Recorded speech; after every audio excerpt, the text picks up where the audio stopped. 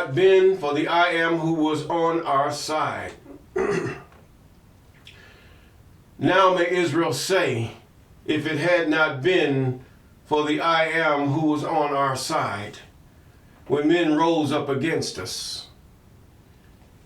Then they had swallowed us up quick when their wrath was kindled against us. Then the waters have overwhelmed us. The stream have gone over our soul. Then the proud waters had gone over our soul. Blessed be the I am who has not given us as prey to their teeth. Our soul is escaped as a bird out of the snare of the fowlers. The snare is broken and we are escaped. Our help is in the name of the I am, who made heaven and earth. Jubilee, should I say, Psalms chapter 124. Deliver me from the hands of evil spirits who have swayed the thoughts of men's hearts, and let them not lead me astray from thee, my God. Establish thou me and my seed, that we go not astray, henceforth and forever. Jubilees chapter 12 and verse 20. Yes, good morning, good afternoon, good evening. Oh, yes, you're walking with Mr. Clay. I'm Mr. Clay. And also, we thank God for those of you that have been with us since the beginning, and those of you that have been with us here's about. And we thank the Most High for those of you who have just subscribed. Also, we thank God for those of you who have just scrolled and tuned down, and now you want to check it out. We thank God for you also, calling those things that are not as though they are. Yes, we're in the book of Second Chronicles, and that would be chapter 2, as you prepare. Yes, we thank God for his mercy and his favor. We thank the Most High that he has delivered even the children of Israel from the hands of Pharaoh.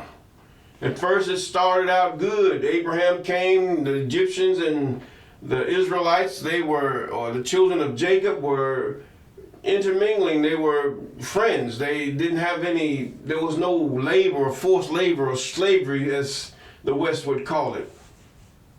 There was nothing like that. But the fact is, as time progressed, there was a Pharaoh that knew not the children of Israel.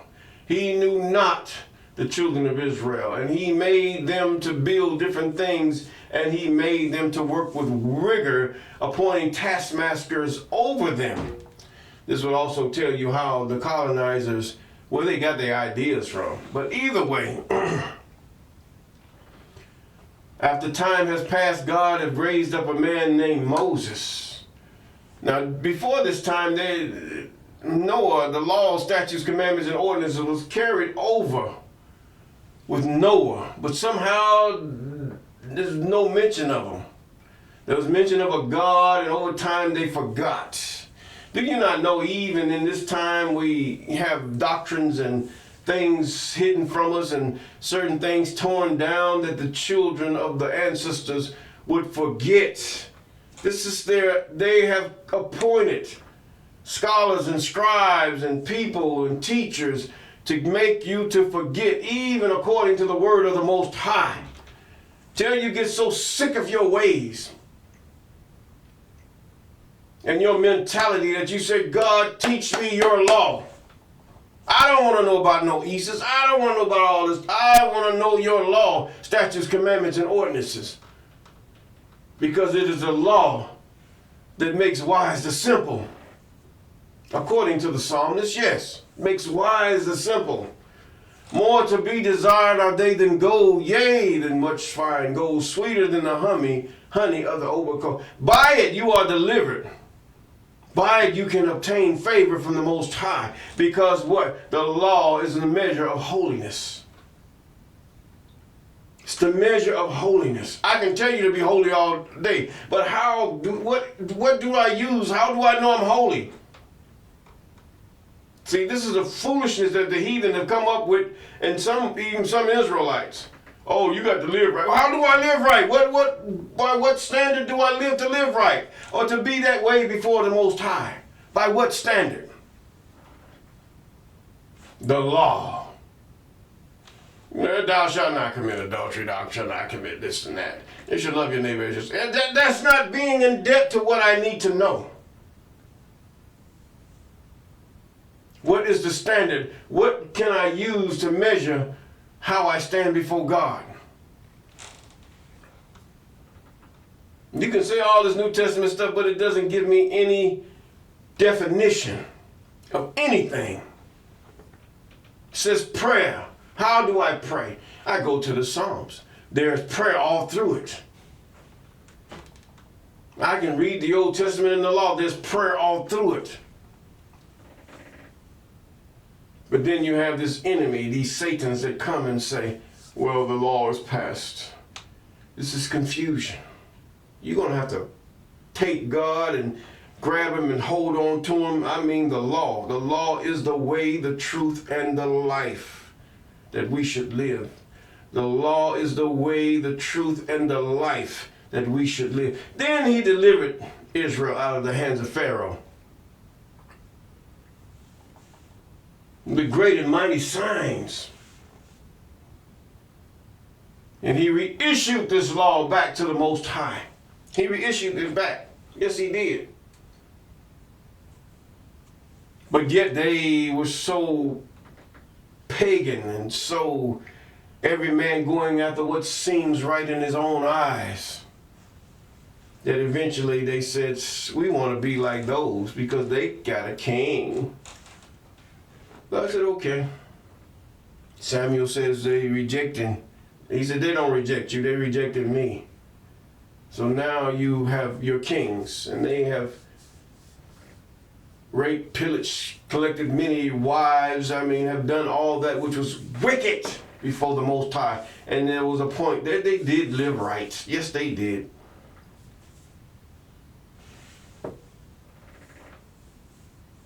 But to those that these things have occurred to, how can they bring back their lives? David with Uriah. How is the grave going to praise God through Uriah when Uriah is dead because of the jealousy and the covetousness of a king? Solomon and all that he had done had taken and led the children of Israel into many things that God says, hold up, this is too much. Just the first three kings of Israel have wreaked havoc over it. God's still seeking a righteous seed out of Jacob. Nevertheless, let us continue. 2 Chronicles chapter 2. And Solomon determined to build an house for the name of the I Am and an house for his kingdom. Okay, you got a tangible thing here. You want to build a house. What is the purpose of this house that God has given? He said to dwell in. Yeah, the Christians will say, oh, to dwell in your heart. They already know that. That's why he says circumcise your heart. Get all that excess worldliness, all that excess way of the heathen off of your heart. This is the only way you're going to be to unlearn the way of transgression, is to adhere to the law, to learn the law, to know the law, to live the law, because it is the way, the truth, and the life we should go. Now, he determined to build a house. That doesn't mean anything. What does it mean? It just means God kept his promise to himself and to Israel. Yes, God kept his promise. I say himself. God is a spirit. But the way God operates is like that unto man. Man is law. Man is order. Yes, women have the same thing, but women are more nurturing and go by their feelings instead of the facts of what is going on, searching out what is true. Our feel doesn't cut it. This is why the man has to be there. This is what we have agreed upon, see? But I feel like, no, this is what we have agreed upon. Ain't no feel to it. Or I think, as some men would put it, the men do it to a degree too. Now, deserve to build something that they could see with their eyes.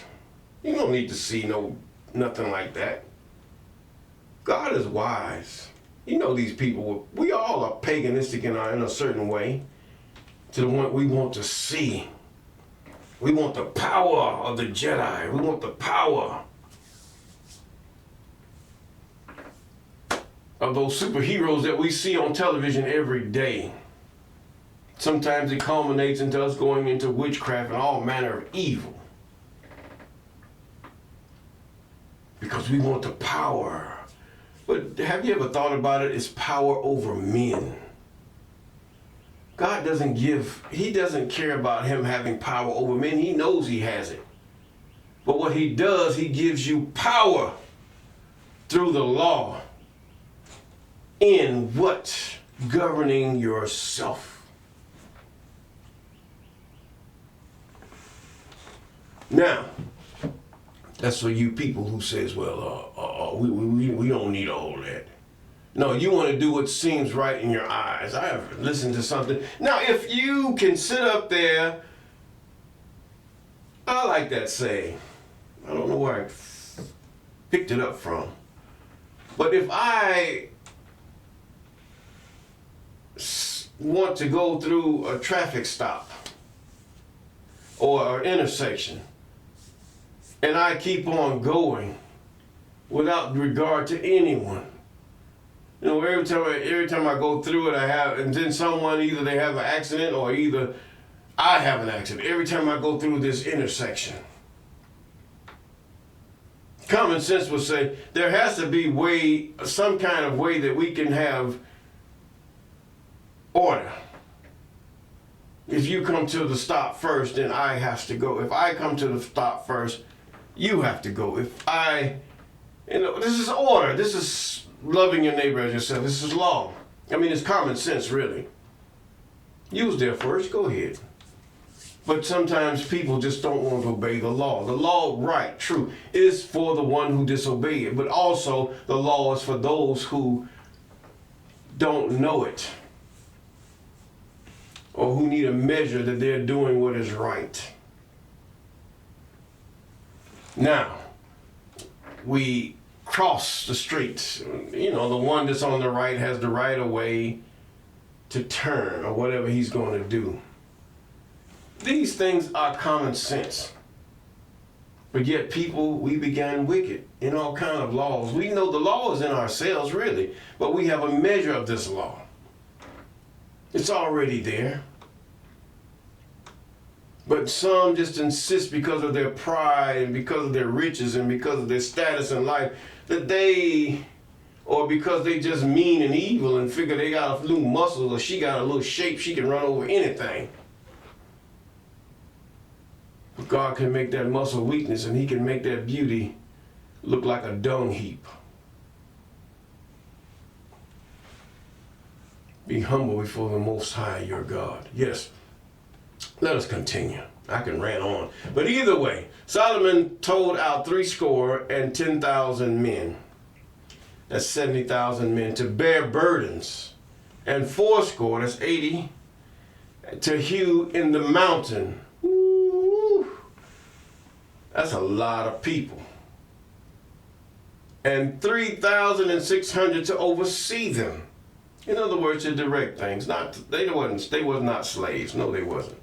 And Solomon sent to Hiram, the king of Tyre, saying, as thou didst deal with my David, my father, and didst send him cedars to build him an house and dwell therein, even so deal with me. Behold, I build an house unto the name of the I am my God, who to dedicate it to him, and to burn before him sweet incense, and for the continual showbread, and for the burnt offering, morning and evening, on the Sabbaths and on the new moons. There's that new moon. Not the full moon, the new moon. The beginning. And on the solemn feast of the I am our God. This is an ordinance forever to Israel. Yes, it's an ordinance forever to Israel and those who would follow. He ain't talking about the Christians. They're not Israel. Yeah, your congregation does not replace Israel. That's why the New Testament, you might as well just throw it in the trash. It's null and void on that purpose. You said Israel, does that change?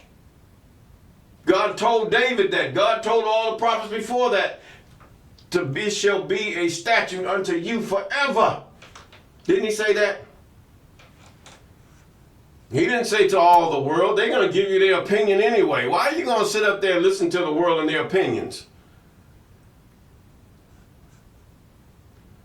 And the house which I build, in verse 5, is great, for great is our God above all gods. And Hiram knew this. Many of them have heard of the feats that God had done from Abraham, from Noah, all the way to Abraham, all the way to Jacob. The news traveled. Excuse me. News travels. Yes. But who was able to build him a house, seeing the heaven of heavens cannot contain him? Who am I then that I should build him a house, save only to burn sacrifice before him? He asked that question. In other words, you cannot build a house. Your congregation is too small. Whether you Israelite, your camp is too small. You divide yourselves amongst each other. It's too small. All you can ever do is give the sacrifice of praise. And if you can give a sacrifice, give it. Many times many of them, through the feast of Passover and unleavened bread, they would go to Jerusalem. And they would celebrate the Passover there, thanking the Most High for his deliverance and his signs and wonders to deliver them from the children of men. And we shall have that again. He says, that's all I can do. I can only burn sacrifice before him. Send me now, therefore, a man cunning to work in gold and in silver and in brass and in iron and in purple and crimson and blue, and that can skill to grave with cunning men that are with me in Judah and in Jerusalem, whom David my father did provide. Send me also cedar trees, fir trees, algum trees out of Lebanon, for I know that thy servants can skill to cut timber in Lebanon, and behold, my servants shall be with thy servants. That doesn't mean slaves. They're serving Solomon to serve God, is what they're doing. They're serving Solomon in his mandate to build this temple, but it's known as Solomon's temple. Really, it's built by all Israel. It's Israel's temple. Abraham's temple. If I can go on, yes. But either way, even to prepare me timber in abundance, for the house which I am about to build shall be wonderful, great. In other words, his heart was conditioned to the point where he's saying, I'm going to do this thing as God has showed me and has showed my father, and he has related unto me. I'm going to do it. It's magnificent, beautiful. And behold, I will give to thy servants and hewers that cut timber 20,000 measures of beaten wheat. You know where I'm going to pay them? 20,000 measures of barley and 20,000 baths of wine and 20,000 baths of oil. I'm going to pay them. They're not slaves. And Hiram the king of Tyre answered in writing, which he sent to Solomon, because the I am has loved his people, he hath made thee king over them. The I am loved his people. In other words, this God of gods, this creator that created all that I am and ever should be, he has loved those he have chosen. Because what? Abram decided, I will not serve these idol gods. I would imagine if you go to Abraham's day and you presented Jesus, he would kill you. To put it bluntly, yes, he would. He doesn't know such a thing. Even Isaac, even Jacob, even ancient Israel. You would be deleted. You would be out of here. I and anyone that would ever preach such a thing. And you would say, oh, I'm just being sacrificed for the Most High. God doesn't require human sacrifice at all. None whatsoever. And he sent Solomon because the I Am have loved his people and made thee king over them. Verse 12. And Hiram, moreover, bless the I Am God of Israel that made heaven and earth, who have given to David king a wise son, endowed with prudence and understanding, that might build an house for the I Am and an house for his kingdom. And now I have sent a cunning man endowed with understanding of humans, my fathers, the son of a woman of the daughters of Dan. Okay, we know that Dan and God have endowed them with understanding. And his father's was a man of Tyre, skillful in the work of gold. Okay, a Danite knows how to work gold. Yes. Do you not know a lot of Danites are right there? Many of them have settled in West Africa. I mean, all over Africa, to tell you the truth. Some have went all the way down as far as in the land of Shem, all the way down to where you see Yemen, and crossed over into Djibouti and went down, and now you see they down in South Africa. And some of them even stops different places and have built them cities and communities among those who were there first. There's one thing about us, people of a darker hue. We don't mind sharing. But what the fact is, when those come among you that has an ill will, that not only do they not want to share with you, they would pretend, and then they would try to push you out of the picture that they might be the one and only. This is the way things have been. Now, a cunning man endowed with understanding. Now, the son of a woman of the daughters of Dan, in verse 14. And his father was a man of Tyre, skillful to work in gold and in silver and in brass and iron and stone and timber and purple and blue and fine linen and in crimson, and grave any manner of graving, and to find out every device which he put to him. Some people just a jack of all trades and a master of them too. Now with thy cunning men and with the cunning men of my king David thy father, now therefore the wheat and the barley, the oil and the wine which my king hath spoken of, let him send unto his servants. And we will cut wood of Lebanon. No, he gonna pay them. That's their pay. We will cut wood out of Lebanon as much as thou shalt need, and we will bring it to thee in floats by sea to Joppa, and thou shalt carry it up to Jerusalem. In other words, this is the way wood was done. You floated it down the rivers or the stream, or you would guide it if you had to use the ocean. Yes, you would do these things. Now therefore the wheat and barley and oil and the wine which my king hath spoken of, let him send unto his servants, and we will cut him out, and will you carry him. Now 17, and Solomon numbered all the strangers that were in the land of Israel. And after the numbering wherewith David his father had numbered them, and they were found 150,000 and 3,600. And he set 70,000 of them, 10,000, 70,000 of them to be bearers of burdens, and 80,000 to be hewers in the mountain, and 3,600 overseers to set the people a work. Now the people were very happy, even those that were of the heathen, or those who were not chosen of the Most High, or born into David. See, now you got Christianity, we speak of birth, they talk about the new birth. What is this new birth about? There is no new birth. You're converted.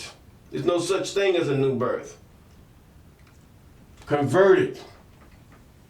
unto the way of the law, statutes, commandments, and ordinances of the Most High. You were converted into something that really did you no good. All you went by was feelings and fragments of the law, and that was it in the New Testament. But now you have a standard by which you can judge yourself. You have a standard by which you can say, well, most holy Sanini Nanini Tata Nzambi, the Heya, Ya Allah, I have done these things before you, and I've been careful to watch. And you have blessed me that I would be focused on doing those things that please you. Yes, you can do these things through the law. Those things you can't do. Take the example of those that was back in the time of captivity of Palestine. Did God give you these things? He'd give you breadcrumbs to get back to him. They were in Babylon, and when they got out, what did they do? They kept the feast. They kept the Passover. They kept everything. But they did not do it in captivity. Even the Grecian captivity. That's the Christians took over after this Jesus, they say, was born. And they have struck down every bit and persecuted the Jews, or those Jews who were the true Jews. Not the white ones, but the true Jews, the pure Jews, or the pure Israelites. We'll put it that way. Not the white ones. You can give them that crayon color they try to give us. You take back your crayon colors. But the fact is that they persecute them, boil them in oil, all manner of stuff. You think that they was persecuting Israelites in those Roman category? They're lying. How in the world they gonna be Christians and persecute Christians? But nevertheless, God is blessed. He had set everything up before Solomon took office. Solomon's hand had never touched a man, never killed him, never shedded blood in any way. So now God can take the clean hands of Solomon and his mind and construct a temple. Before Solomon gets corrupt, as we well know. But if we keep those things that God tells us to do, we will have peace.